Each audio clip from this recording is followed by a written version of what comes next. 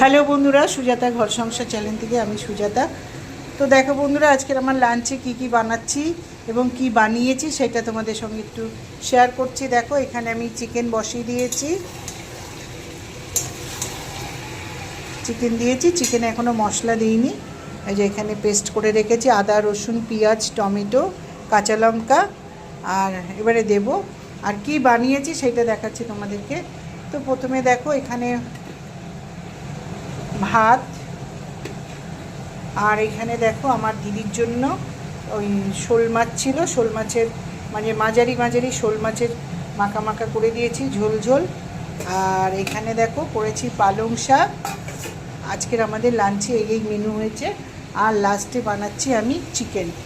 তো বন্ধুরা, আজকের আমাদের লাঞ্চটা তোমাদের সঙ্গে শেয়ার করলাম, মানে লাঞ্চে কি মেনু আছে। তো যদি ভালো লাগে অতি অবশ্যই লাইক সাবস্ক্রাইব করে দিও। বাই।